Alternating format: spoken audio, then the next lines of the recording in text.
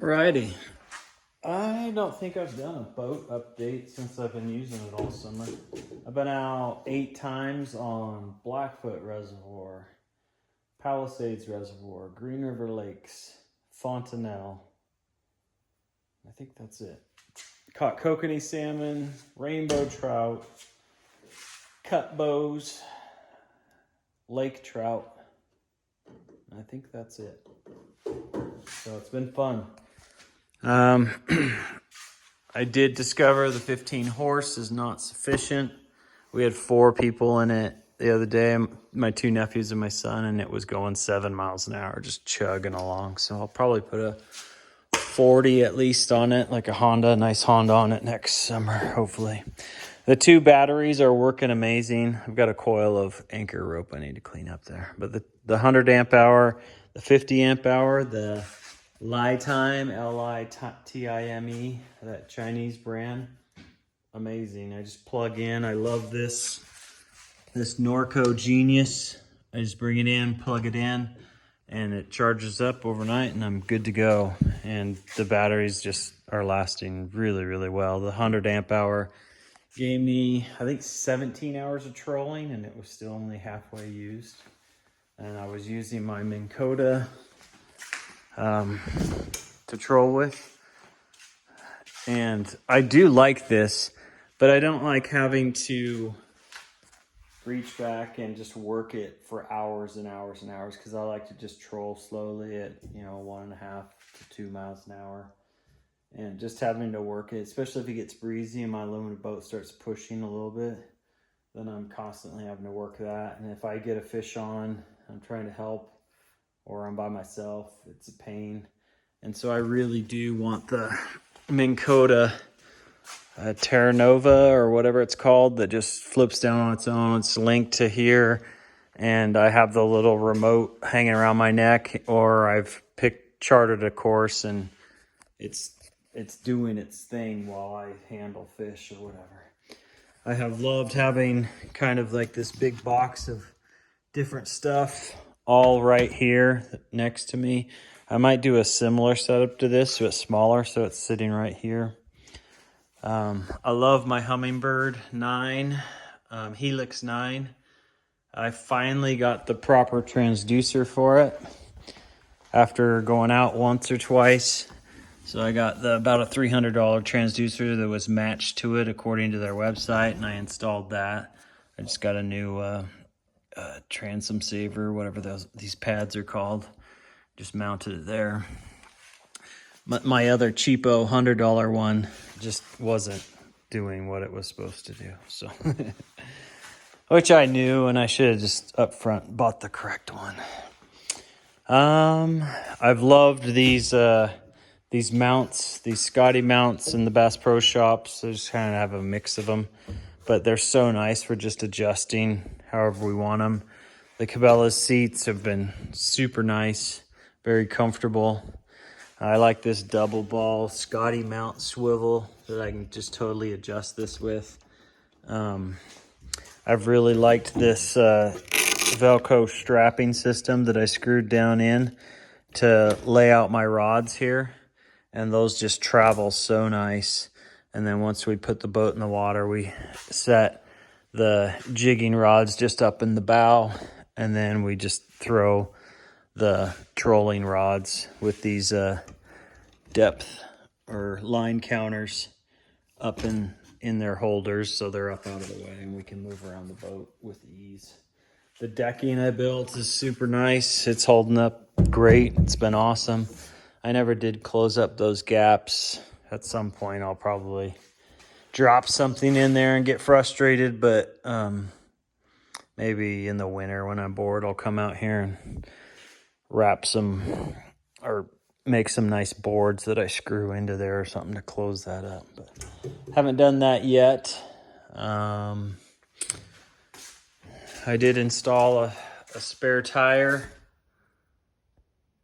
and I don't think I did anything else up there on the bow. What else did I do? That might be it. I don't know if I noted these things in a previous video. These side guards have been critical. when I'm coming off the water. When it's breezy, it's just so nice. I did lose a cap. I need to find a new one. And I think that's it.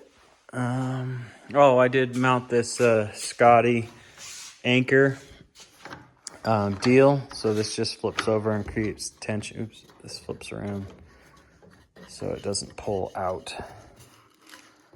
Anyway, so that's been nice to have that anchor. I will like having the spot lock when I get that fancier $2,000 trolling motor off the front. That will be sweet. But in shallow water situations, it's kind of nice just to drop this anchor, have it hold. I got to rig something up for the rope. At the very end of the last time we went out, I pulled all that 100 feet of rope back in. I just got to figure out something to coil it up and sit it there. And I think that's it as far as what we've done. This long aluminum Beckman with the rubberized netting has been, I ditched my other 2 different kinds of nets and we just stick with this, and it extends even further. That way we can easily get fish up and out, and none of the lures stick in this rubberized netting. I think this is coated. Some are actually just rubber, but this is coated. So it's been nice to have a bin up front with all kinds of stuff in it. All these life jackets are just sitting out because we were using them just recently. But I think that's it. Built some rod holders. I bought these 3 rod holder Berkeleys. These are like $14 a piece, so I bought those and then just mounted this board to the wall. I gotta get some reels on these and then they'll sit proper. But anyway, that's it. Kind of rushed through. Oh, one other thing I did do is I bought the Humminbird Lake Master, I think, microchip, and it clicks into there, and then it gives you can buy different regions of the country. I just did basically the Western US because that's the only place I'll fish.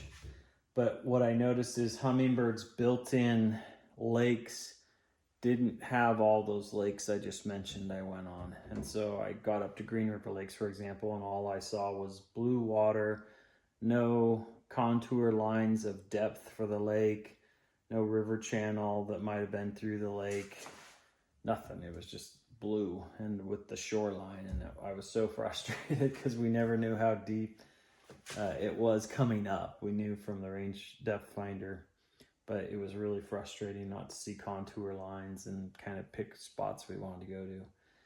But with that microchip in there, I have basically almost any lake in the Western US. So, but the built-in maps for Humminbird seem to focus on the Midwest and maybe upper Midwest and maybe back east. But out here in the West, it was very sparse, especially in Wyoming and Idaho. Especially Wyoming. I think they had like 10 lakes, so it was not good. Anyway, that little chip, I just pop it in there and then it gives me all the maps I need. So it's pretty slick. That's it. I'm really liking the boat. It's a lot of fun and I'm super glad I bought it. One quick follow-up. What was it? Oh, yeah. So I didn't like having a big cooler for fish, and I don't have a live well, and I thought about building one, hollowing out a bench. But instead, the Spilt Milt website, that guy focuses on kokanee and stuff in the upper, like Washington, Oregon area. And he uses a kayak, and this Columbia PFG, it was about $60 on Amazon. Performance fishing gear. And you can just see how wide it just sits. I mean, we can, if it's just me or one other person, we can sit it off to the side up in here. Or what we'll usually do is just set it up on top of that bin, and that jacket's not there. And it comes with these 2 liners. They're both down inside of it. These are waterproof, super tough and durable liners. He's been using his for years. Hasn't had any tears. And there's 2, and they're both down in there.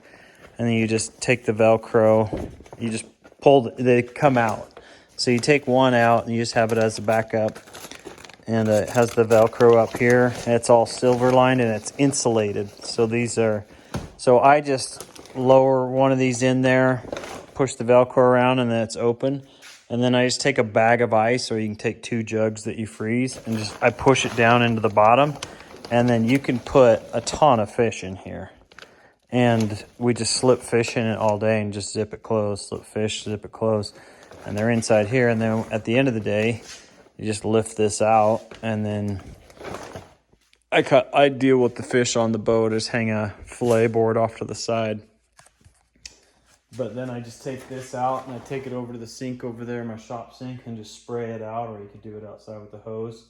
Spray it all out, and then I just hang these to dry. Hang this to dry, and then if this has some water in it, I'll just flip it over and let it dry out, but usually it doesn't have anything in there. It's perfect. So again, there's 2 of these. And the ice holds really well. In fact, after 7 hours out on the lake last time, just to recycle my ice bag, I just lifted the whole thing out, and the ice is still down in there. And I'll just take it right back out, and I'll just put it... I'll just put it in the bag and set it in there. In the future, I'd been buying bags of ice. In the future, I'm just going to take a couple of water jugs and freeze them and just slip them down in the bottom. And that way I can just keep flipping those back and forth. Freeze, haul out, freeze, haul out, and that thing. So this is like super slick. Has a reinforced bottom to it. And again, like I said, he keeps his on the back of his kayak, and he's been using it for years and years. I think there's a couple different models, but I like that. That's been an awesome addition to the boat if you don't have a live well and don't want to put one in, or don't want to carry a big old cooler on your boat. If you got a small aluminum like this 16-footer, then it's the way to go. I think that's it.